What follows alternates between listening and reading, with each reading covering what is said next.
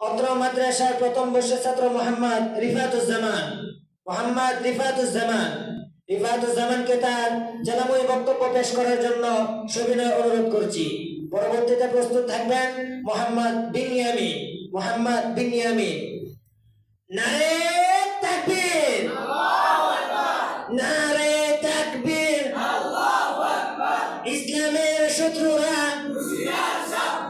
ইসলামের শত্রুরা, নারে তাকবীর। السلام عليكم ورحمة الله وبركاته. إن الحمد لله والصلاة والسلام على من لا نبي بعده. أما بعد فأعوذ بالله من الشيطان الرجيم. بسم الله الرحمن الرحيم. أذن للذين يقاتلون بأنهم ظلموا وإن الله على نصرهم لقدير. وقال رسول الله صلى الله عليه وسلم: أفضل الجهاد كلمة حق عند سلطان ظالم، أو كما قال عليه الصلاة والسلام. সাহিত্য সংস্কৃতি পরিষদ কর্তৃক আয়োজিত আজকের বার্ষিক সেমিনারে উপস্থিত সম্মানিত সভাপতি ও সুবিজ্ঞ বিচারক মণ্ডলী এবং আমার সামনে উপবিষ্ট আছেন বাংলার দূর দূরান্ত অঞ্চল থেকে আগত এক জায়গার ছাত্র ভাইয়েরা, সকলকে জানাই আমার অন্তরস্থল থেকে আন্তরিক মোবারকবাদ। প্রিয় উপস্থিতি, আপনারা সকলে অবগত আছেন আজকের বিষয়বস্তু সম্পর্কে, আর তা হচ্ছে ইংরেজিতে ওলামায়ে কেরামের অবদান। এ সম্পর্কে সংক্ষিপ্ত আলোচনা করার চেষ্টা করব ইনশাআল্লাহ।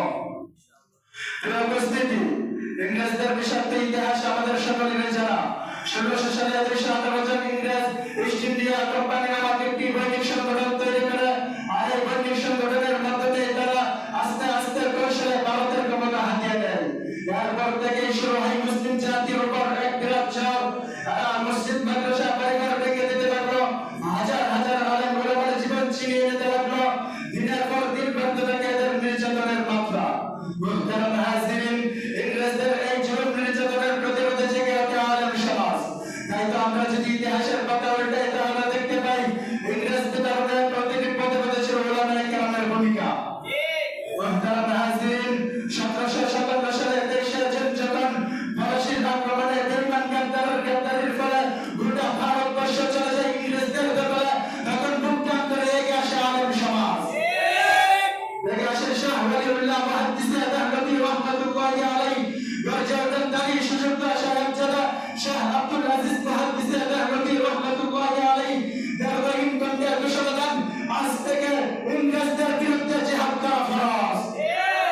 তার এই ফতোয়ার পর দেশের স্বাধীনতাকামী মানুষেরা স্বাধীনতার নেশায় নিজেদের জীবনকে বাঁচিয়ে রাখে, যার ফলে স্মৃতিতে সূচিত হয় 1831 খ্রিস্টাব্দে ঐতিহাসিক বালাকোট জিহাদ। 21 সালে সজাগ হয় তিতুমিরের বাসর কেল্লা এবং মাওলানা হাজী শরীফুল্লাহ ও পীর দুলমিয়ার ফরাইজি আন্দোলনের কারণে বাংলাদেশের স্বাধীনের যুদ্ধ। রচিত হয় 1857 সালের আজাদী আন্দোলন।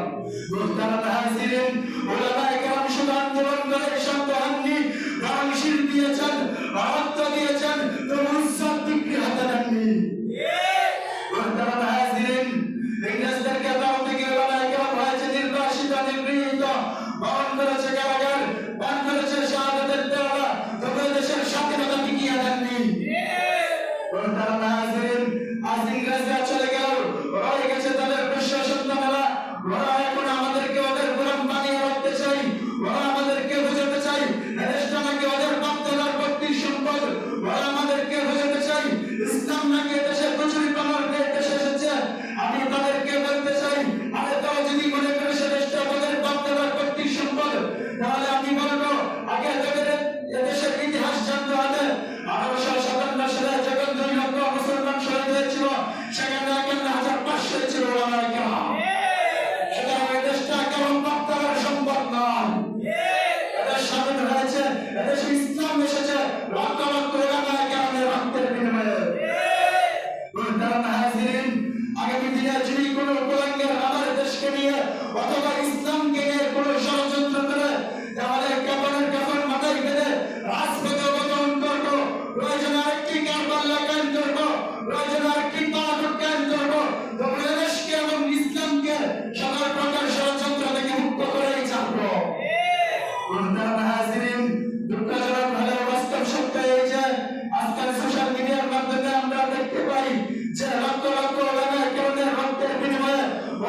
দেশের মাটিকে দখল করার জন্য ইন্ডিয়ার দালালরা পায়তারা চালায়। মোহতারাম হাজিরিন, আমি পরিষ্কার ভাষায় ভারতের ওই কুলাঙ্গার নরেন্দ্র মোদীকে বলতে চাই, আগামী দিনে যদি বাংলার 1 ইঞ্চি মাটি দখলের স্বপ্ন দেখো, তাহলে প্রতি ইঞ্চি জমির বিনিময়ে অর্থের ফুটার মাধ্যমে সমাজের জবাব দেওয়া হবে, সমাজের জবাব দেওয়া হবে।